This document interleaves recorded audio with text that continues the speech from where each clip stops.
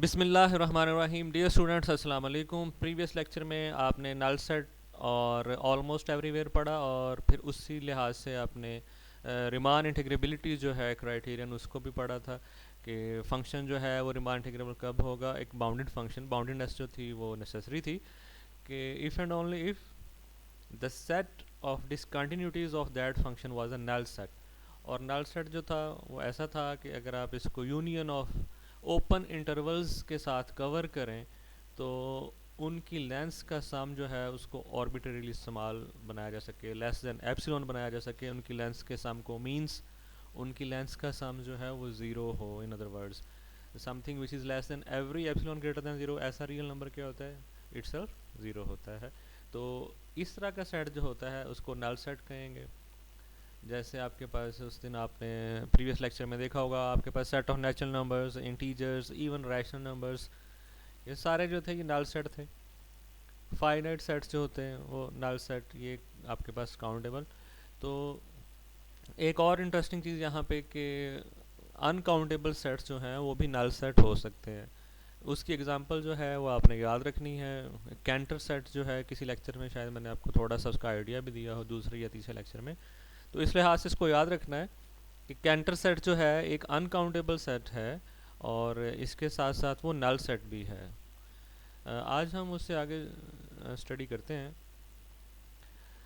अच्छा जी, थ्योरम है जी 7.3.16 product theorem है। अगर आपके पास एफ एंड जी जो हैं वो रिमान इंटीग्रेबल हैं over the close interval A B, then the product fg also belongs to the class of Riemann integrables functions over the closed interval a b। तो उसमें simply उसने एक result ये use किया है कि अगर t जो है वो एक फंक्शन जो है रिमान इंटीग्रेबल है तो उसका स्केयर भी रिमान इंटीग्रेबल होता है। तो सबसे पहले उसने इस चीज़ को यूज़ किया है कि अगर आपके पास फंक्शन f जो है रिमान इंटीग्रेबल है तो उसका स्केयर जो है वो भी रिमान इंटीग्रेबल होगा। और उसके बाद उसने जब फंक्शन का स्केयर रिमान इंटीग्रेबल है और एफ और जी रिमान इंटीग्रेबल है तो सम को आपने प्रूव किया हुआ रिमान इंटीग्रेबल है। सम रिमान इंटीग्रेबल हो गया, उसका स्केयर हो गया, ये डिफरेंस, ये सम, ये सारे रिमान इंटीग्रेबल हो गए। और फिर जो प्रोडक्ट है उसको उसने उसकी इंजीनियरिंग करके उसको इस तरह से बना लिया कि अगर आप इसका स्केयर लेते हैं तो एफ स्केयर प्लस जी स्केयर हो जाएगा, जो कि इनके साथ जो है वो कैंसिल आउट हो जाएगा। टू एफ जी बच जाएगा और टू जो है इसके साथ कैंसिल हो जाएगा। फाइनली आपके पास यही प्रोडक्ट बचेगा। तो ये सारे रिमान इंटीग्रेबल हैं, ये जितने भी हैं। तो ये एज अ होल जो है वो रिमान इंटीग्रेबल हो जाएगा। मींस आपका एफ जी जो है वो प्रोडक्ट जो है रिमान इंटीग्रेबल, प्रोडक्ट रूल हो गया। सिमिलरली नेक्स्ट जो है वो आपके पास है इंटीग्रेशन बाय पार्ट्स। आप लोग इससे भी फेमिलियर हैं कि अगर आपके पास एफ एंड जी जो हैं differentiable on close interval A B हैं, स्मॉल एफ जो है उसको आपने डिफाइन किया as derivative of F capital, और ऐसे स्मॉल जी जो है this is derivative of G capital. और ये दोनों डेरिवेटिव्स जो हैं वो भी अगर रिमान इंटीग्रेबल हैं over the close interval A B, then this Riemann integral from A to B F into G जो है, आप इसको इस तरह से अगर आपको याद हो यूज़ करते हैं। कैलकुलस में आपने किया होगा कि आप पहले f जो है उसको आपने इंटीग्रेट कर लिया और g capital as it is आ गया and from A to B उसकी लिमिट्स लगा दी। फिर आपके पास minus Riemann integral from A to B, ये जो इंटीग्रेटेड वैल्यू थी f की वो आ गई और साथ g का डेरिवेटिव आ गया। ठीक है जी, ये कैपिटल G का। तो इस तरह से आप इसको यूज़ करते थे। तो इसमें उसने डेरिवेटिव्स जो हैं उसका प्रोडक्ट रूल लगाया है कि अगर आप एफ जी जो है प्रोडक्ट, इन दो का अगर आप डेरिवेटिव लेते हैं तो वो आपके पास क्या आ जाएगा, एफ का डेरिवेटिव कैपिटल जी वैसे ही प्लस एफ वैसे ही और जी का डेरिवेटिव। तो आपके पास ये फॉर्म बन गई। तो इसको यूज़ करते हुए इसने उसी जो है आपका इंटीग्रेशन बाय पार्ट्स वाला जो है उसको प्रूव कर दिया हुआ है। नेक्स्ट जो है टेलर थ्योरम है। इसमें बेसिकली इंटीग्रेशन बाय पार्ट्स को इसने यूज़ किया है, इसको भी आपने पढ़ लेना है। तो आज का जो हमारा मेन है टॉपिक वो है डार्बुक्स इंटीग्रल। ठीक है जी। तो सबसे पहले तो इसमें आप अपर और लोअर सम्स जो हैं डिफाइन करेंगे। आपने ये ऊपर वाला पैराग्राफ जो है इस सारे को पढ़ लेना है। डार्बुक्स इंटीग्रल का ये जो है इसमें आपको काफ़ी इन्फॉर्मेटिव है, चीज़ें मिलेंगी, इसको आपने देख लेना। अच्छा, अब लोअर और अपर सम्स जो है यहाँ पे डिफाइन किए जाएंगे, ठीक है। पहले आपने नहीं किए थे, पहले आप टैग्ड पार्टीशन लेते थे और दैट्स ऑल। टैग्स के ऊपर जो थी वैल्यू उसको मल्टीप्लाई करते थे लेंथ ऑफ इंटरवल के साथ और सम्स ले लेते थे। यहाँ पे अब अपर सम्स हम डिफाइन करेंगे, लोअर सम्स डिफाइन करेंगे। आप हर सब इंटरवल के ऊपर इन्फीमम्स लेंगे जो उस इंटरवल के अंदर पॉइंट्स के ऊपर फंक्शन की वैल्यूज़ हैं। जैसे आपके पास एक केथ सब इंटरवल है, आपने कोई पार्टीशन बनाई अपने क्लोज इंटरवल ए बी की, ये आपका given close interval A B है, उसकी कोई पार्टीशन है, ये पॉइंट्स उसको डिवाइड कर रहे हैं, और केथ सब इंटरवल जो है इस पार्टीशन का वो है एक्स के माइनस वन से एक्स के तक। जैसे पहला सब इंटरवल एक्स ज़ीरो से एक्स वन तक, दूसरा सब इंटरवल एक्स वन से एक्स टू तक। तो इस तरह से ये हर सब इंटरवल के अंदर आपने क्या करना है कि जितने भी आपके पास वैल्यूज़ आती हैं इन पॉइंट्स के ऊपर F of X from this sub interval, इन वैल्यूज़ का ये सेट बनाया आपने, these are the values inside this set. तो ये जो भी सेट बनेगा उसका आपने इन्फीमम लेना है, ठीक है जी। यहाँ पे हमने मिनिमम नहीं लिखा, इन्फीमम लिया है, ठीक है जी। और इन्फीमम और मिनिमम का फ़र्क जो है इसको हमने डिस्कस किया हुआ है कि इन्फीमम जो है हो सकता है आपको इस सेट में ना मिले, मिनिमम जो होता है वो सेट के अंदर होता है, ठीक है जी। तो बहरहाल जितनी भी वैल्यूज़ थी, ठीक है, उसका आपने इन्फीमम लिया, उसको आपने इंटरवल के रेफरेंस से, ये केथ इंटरवल के ऊपर जो वैल्यूज़ थी फंक्शन की वो सारी कलेक्ट की, एक सेट बनाया, उस सेट का आपने इन्फीमम ले लिया। और क्योंकि ये केथ इंटरवल के लिए किया था, इस इन्फीमम का नाम आपने स्मॉल वाला एम के रख दिया, और ये ऐसे सुप्रीमम जो था सारी वैल्यूज़ का, अब ये आपने उसको कैपिटल एम के से डिनोट कर दिया। तो इस तरह हर सब इंटरवल के ऊपर आपने इन्फीमम भी जो है वो लिख लिया है स्मॉल एम के साथ, और सुप्रीमम भी लिख लिया है वैल्यूज़ का। जैसे कि उसने दो ये आपके पास आपको फिगर्स जो हैं उसने दी हुई हैं कि ये वाला जो है ये क्या जी, हर सब इंटरवल के ऊपर इन्फीमम जो है लिया गया है। और जैसे इसको देख लें कि इसमें अगर आप देखें तो वैल्यूज़ जो थी उनका इन्फीमम ये है, इस वाले में वैल्यूज़ का इन्फीमम ये है। और अगर ये वाला आप सब इंटरवल देखते हैं तो उसमें वैल्यूज़ का इन्फीमम ये लेफ़्ट साइड पे है, ठीक है जी। फिर इस वाले को देखते हैं तो इसमें वैल्यूज़ का इन्फीमम ये वाली है जिसके ऊपर ऊपर जो है कर्सर जो है वो मूव कर रहा है, ठीक है जी। तो ऐसे ही अब सुप्रीमम देख लें कि ये पहला सब इंटरवल है, तो इसके ऊपर जो फंक्शन की वैल्यूज़ हैं उनका सुप्रीमम जो है वो ये है, और इस वाले इंटरवल के ऊपर फंक्शन की वैल्यूज़ का सुप्रीमम जो है वो ये वाली वैल्यू है। ये सारी जो हैं they are less than equal to, तो सुप्रीमम जो है वो ये। इस तरह से आपने यहाँ पे जो ये आपके पास वर्टिकल लाइंस लगी हुई हैं ये आपकी स्मॉल एम केज हैं, और यहाँ पे जो ये लगी हुई हैं ये कैपिटल एम केज है। तो इसी तरह से उसने लोअर सम्स और अपर सम्स जो हैं वो डिफाइन की। Lower sum of F over a partition, अब टैग वाला चक्कर ख़त्म हो गया, एनी पार्टीशन पी है उसके ऊपर लोअर सम ऑफ एफ जो है वो क्या है जी, समेशन के फ्रॉम वन टू एन, जितने भी उसके अंदर एन सब इंटरवल्स थे हर सब इंटरवल के ऊपर फंक्शन की वैल्यूज़ का infimum multiplied by length of सब इंटरवल्स। तो ये आपके पास आ गया।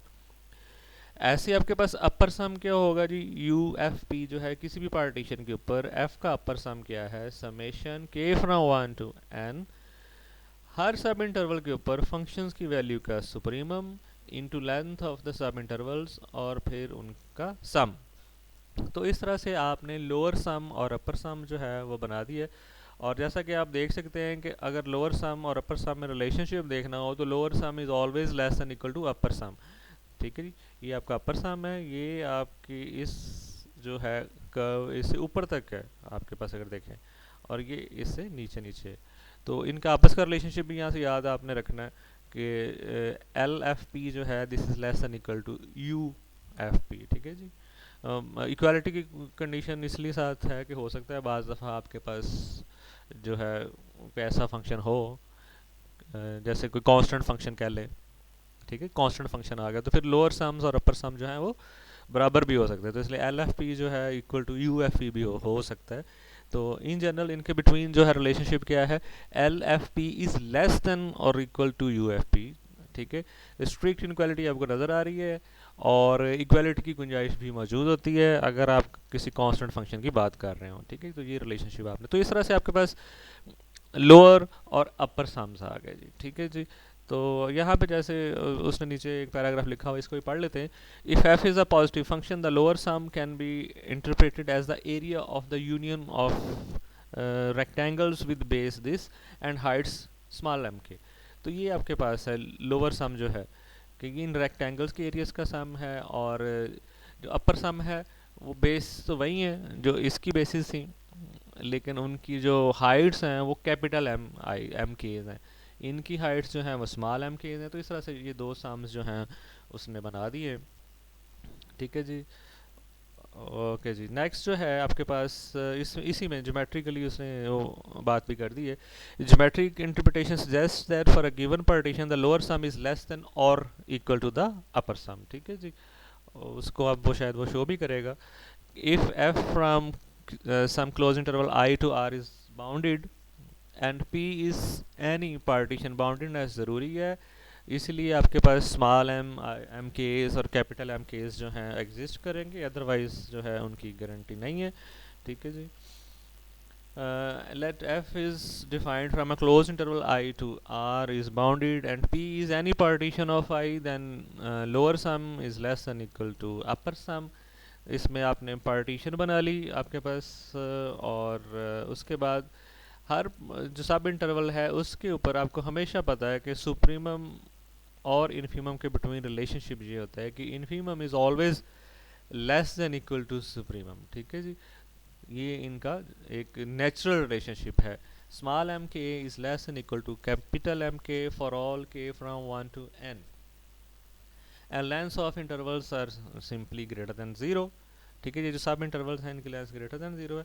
तो इसके अंदर सिंपली ये फैक्टर जो है आपका सेम है, और ये वाला जो है आपकी इनक्वालिटीज जो इनक्वालिटी बन रही है इसका ऑर्डर डिफाइन कर देगा, because M K's are small M K's are less than equal to capital M K's. तो हर एक फैक्टर जो है हर K is equal to 1 2 and so on K against हर फैक्टर जो है उनके बिटवीन ये रिलेशनशिप है कि M K into X K minus X K minus one is less than equal to M K into K minus X K minus one X K minus X K minus one. तो इस तरह उनके सम के between भी यही relationship रहेगा। इस side वाली बड़ी या बराबर हो सकती है, तो उनके सम्स भी अगर सबको ऐड करें तो बड़ी या बराबर होंगे। इस तरह से लोअर सम्स जो हैं दे आर लेस देन और इक्वल टू अपर सम्स, ठीक है जी। इस तरह से आपके पास आ गए। ओके, नेक्स्ट डेफिनेशन जो है वो है रिफाइनमेंट ऑफ पार्टीशन। तो रिफाइनमेंट ऑफ पार्टीशन का मतलब क्या है कि आपने पार्टीशन में नए पॉइंट्स ऐड कर दिए। पार्टीशन पहले से थी, रिफाइन क्या किया जी, पहले फॉर एग्जांपल उसके अंदर 100 पॉइंट्स है, आपने उसको 110 या 120, उसमें कोई नए पॉइंट्स एटलीस्ट 1 पॉइंट अगर उसमें एक्स्ट्रा है तो वो पहली वाली जो है उसकी रिफाइनमेंट होगी। जैसे आपके पास गिवन है एक पार्टीशन P है उसी इंटरवल की, कोई सेम इंटरवल है I, दूसरी जो है वो Q है, इसमें x नॉट से x n तक पॉइंट हैं, इसमें y नॉट से y n तक पॉइंट है। We say that Q is refinement of P if each partition point x k belongs to P also belongs to Q।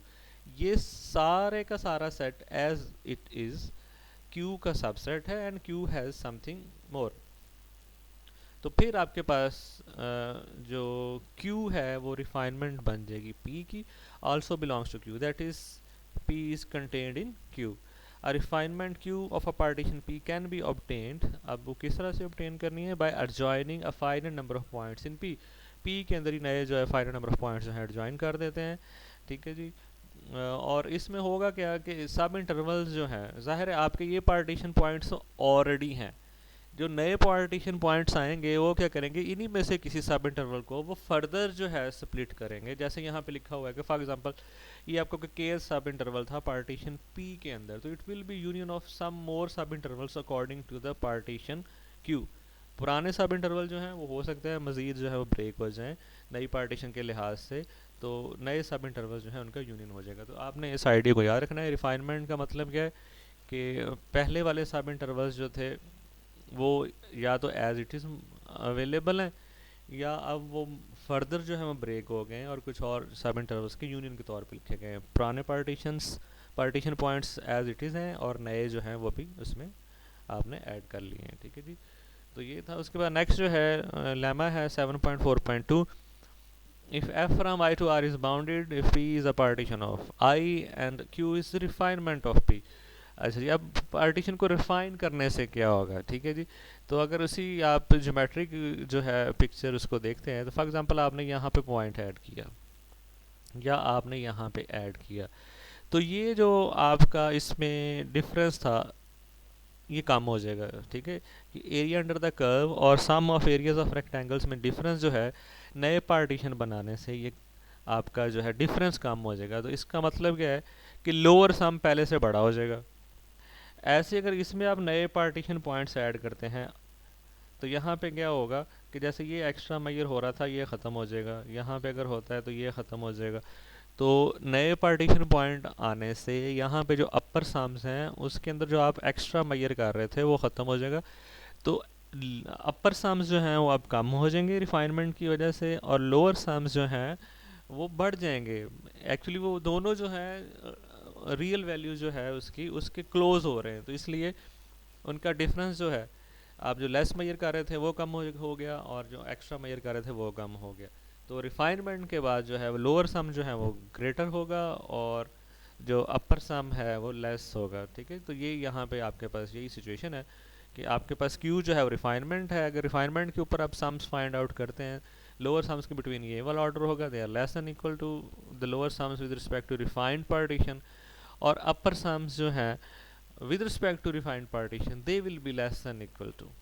तो refinement के साथ जब आप लोअर सम लेंगे तो वो बढ़ जाएंगे, अपर सम जो है उनके बिटवीन कम होने का जो है वो पॉसिबिलिटी है। तो इसका प्रूफ जो है आपने इसको देख लेना है, इसको पढ़ लेना है। इसमें एज सच कोई टेंशन वाली बात नहीं है, सिंपल है। आप लोग इन चीज़ों से आप काफ़ी हद तक फेमिलियर हैं। ओके, नेक्स्ट जो है लेमा 7.4.3 है कि आपके पास f जो है फ्रॉम इंटरवल i जो है टू r एक बाउंडेड फंक्शन है, और i की उसने के दो डिफरेंट पार्टीशंस जो हैं वो डिफाइन की हैं कि if p1 and p2 are any two partitions of i, then अब पार्टीशंस जैसी भी हों, lower sum of f with respect to a partition will be less than equal to upper sum of f with respect to the other partition। यानी कि partitions जो मर्जी ले लें, किसी भी पार्टीशन के लिहाज से लिया हुआ लोअर सम हमेशा लेस देन इक्वल टू रहेगा किसी भी पार्टीशन के लिहाज से लिया हुआ अपर सम, ठीक है जी। तो इस तरह से उसने ये किया है कि उसने एक और पार्टीशन बना ली है, let Q is union of these two partition. उसने P1 और P2 जो है उनका यूनियन ले लिया है। अब Q जो है अब उसमें P1 और P2 दोनों पॉइंट्स ऐड हो गए, तो बेसिकली Q P1 की भी रिफाइनमेंट है और P2 की भी, ठीक है जी। जी न्यू पार्टीशन जो है इन दोनों की रिफाइनमेंट है। तो रिफाइनमेंट वाले जो उसने फिर रिलेशनशिप जो है इनको यूज़ कर लिया और वहाँ से आपका जो है वो रिलेशनशिप आ गया, ठीक है जी। Q एनी पार्टीशन, हर पार्टीशन के लिए अपने अंदर कौन सी सिचुएशन होती है जी, lower sums are less than equal to upper sums. ये सबसे पहले इनिशियली हमने स्टार्ट में देखा था। अच्छा जी, अब Q जो है वो क्या जी, रिफाइनमेंट है, ठीक है जी, P1 की। तो इस लिहाज से लोअर सम्स के बिटवीन मैंने अभी ऊपर डिस्कस किया है कि जब रिफाइंड पार्टीशन के ऊपर लोअर सम लिया जाएगा तो वो बढ़ जाएगा। ऐसे ही जब रिफाइंड पार्टीशन के ऊपर अपर सम लिया जाएगा तो वो कम हो जाएगा। तो Q being the refinement of P1 and P2, तो ये रिलेशनशिप आ गया। सेंटर में से इसको इग्नोर कर दें तो आपके पास ये चीज़ आ जाएगी। ओके, नेक्स्ट जो है अपर एंड लोअर इंटीग्रल। ओके जी, अब आपके पास ये जो एल एफ है, ठीक है जी, इसको हम कहेंगे the lower integral of F. तो बेसिकली होगा क्या, आपने अच्छा इसमें सबसे पहले एक और आइडिया है कि आप एक सेट बनाते हैं, ये P stylish I, this is the set of all possible partitions of the interval I. आपका गिवन इंटरवल है आई, तो उसकी जितनी भी पार्टीशंस बन सकती हैं, जितनी भी पॉसिबल पार्टीशंस हैं, उनका ये सेट है पी स्टाइलिश आई, ठीक है। जिस पैराग्राफ को चले हम पढ़ लेते हैं ताकि अगर कोई इसमें चीज़ मिस हो रही है आप खुद भी इसको पढ़ लीजिएगा, ठीक है। मैं तो ज़रा इसमें टाइम को बचाने के लिए छोड़ रहा हूँ, लेकिन पढ़ लेते। we shall denote the collection of all partitions of the interval I by stylish p और i, ये ऑल जितनी पॉसिबल पार्टीशंस आप बना सकते थे किसी इंटरवल i की, उसकी कलेक्शन है। इसके अंदर हर तरह की पार्टीशन अवेलेबल है जितनी बन सकती थी। If f from i to r is bounded then each p in pi determines two numbers। अब ये जितनी भी यहाँ पे पार्टीशन पड़ी हुई हैं, हर पार्टीशन p जो है वो हमेशा आपको दो नंबर बना के देगी अगर f जो है वो बाउंडेड है इंटरवल i के ऊपर। एक तो लोअर सम और दूसरा जो है अपर सम, हर p के अगेंस्ट ये दो चीज़ें मौजूद हैं। Thus the collection pi determines two sets of number। तो इस तरह से जब आप collection of all partitions बनाएंगे तो आपके पास दो set of numbers बनेंगे, एक में lower sums लिखे हुए होंगे, एक में upper sums लिखे हुए होंगे। ठीक है जी।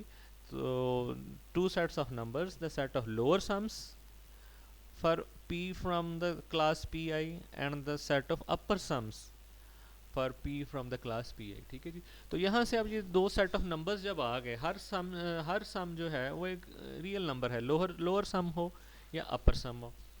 तो इस तरह से अब आपके पास f क्योंकि बाउंडेड है, तो बाउंडेडनेस की वजह से अब आपके पास ये जो दो सेट्स बन रहे हैं, this is the set of lower sums.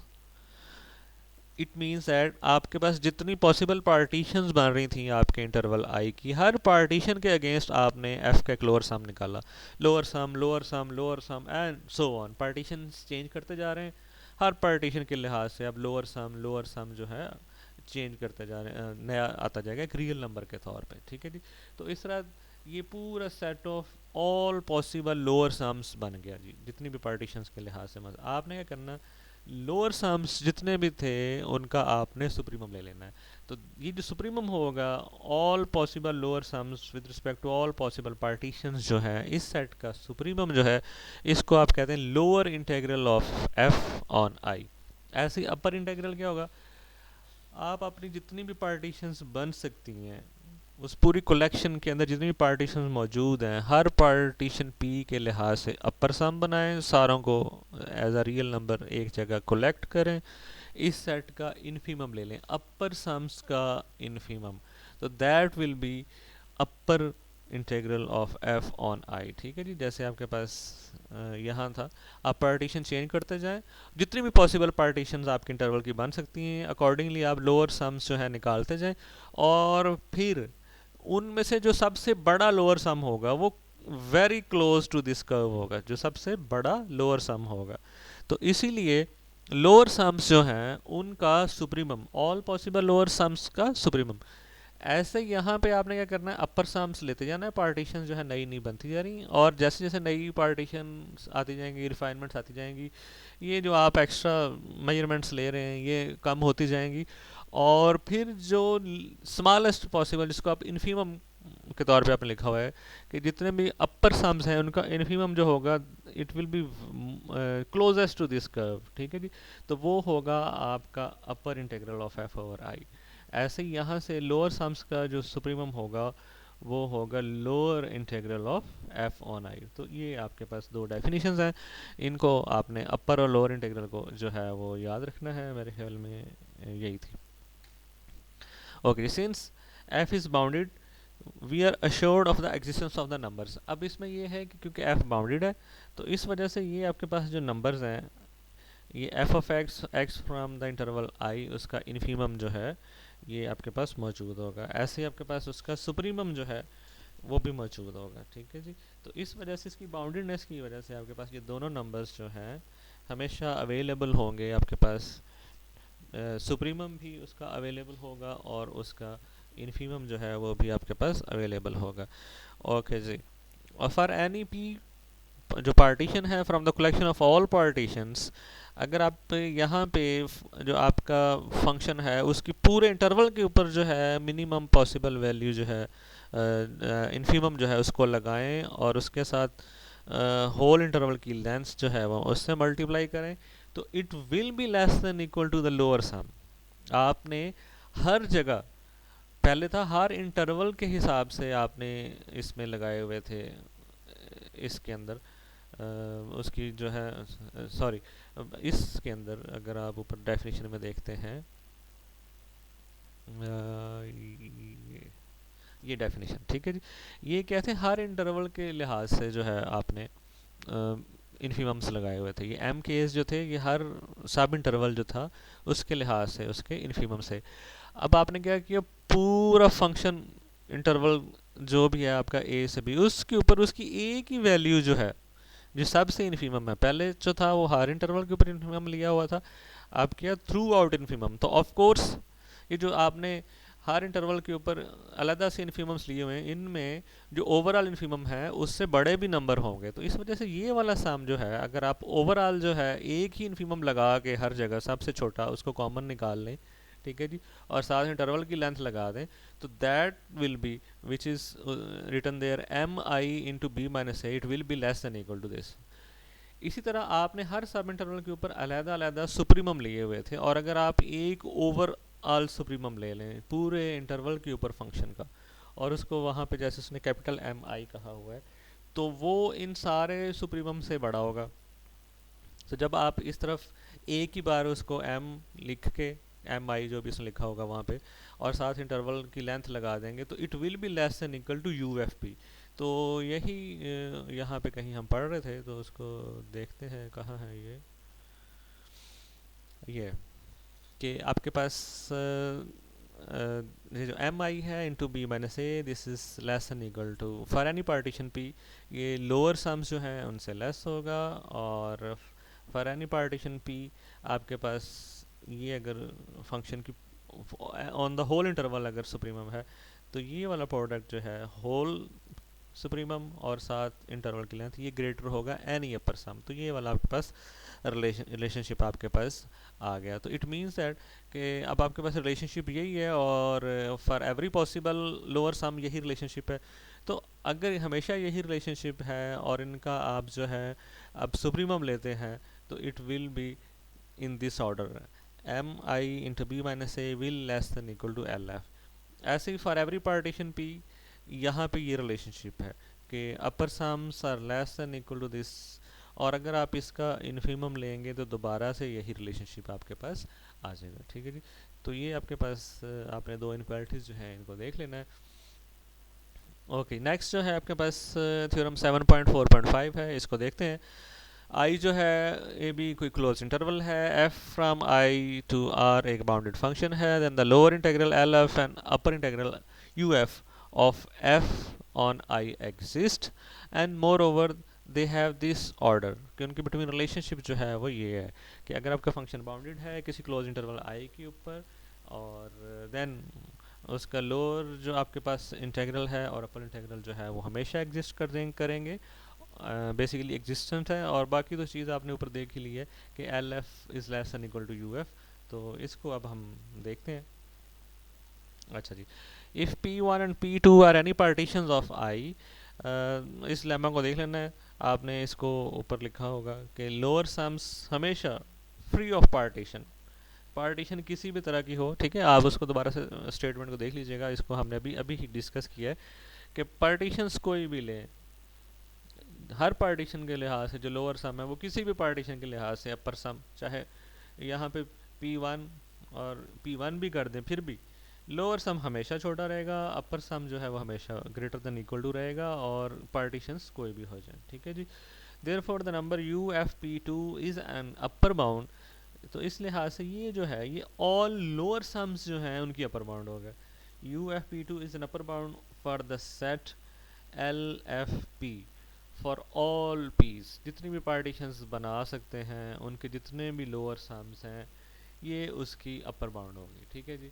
तो इस वजह से ये हमेशा अपर बाउंड रहेगी। तो अगर आप इस सेट का इन्फीमम भी ले लें जिसको आपने एल एफ लिखा हुआ है, लोअर इंटीग्रल क्या है, लोअर इंटीग्रल जो है sorry is supremum of this, ठीक है जी।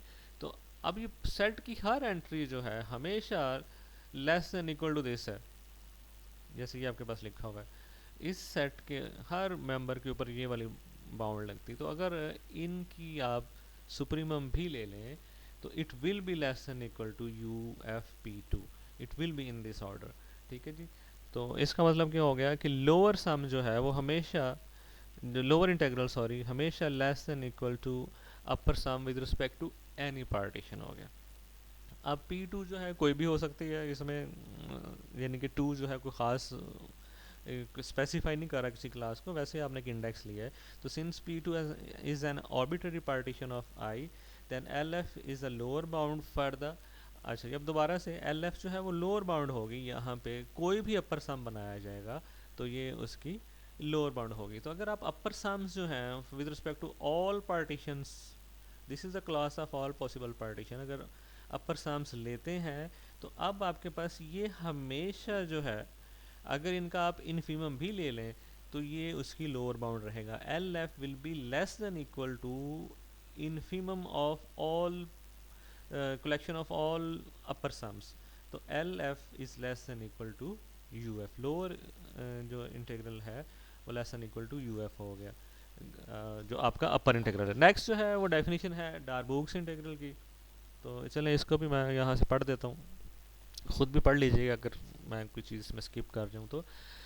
If I is a closed bounded interval and f from closed interval I to R is a bounded function, we have proved, ये theorem आपने अभी किया है, that the lower integral LF and the upper integral UF always exist। इसी से ऊपर वाला कि आपने उनकी एग्जिस्टेंस की बात कर दी है और उनका ऑर्डर भी बात कर दी है, वही यहाँ पे लिखा हुआ है कि moreover we always have lower integral is less than equal to upper integral.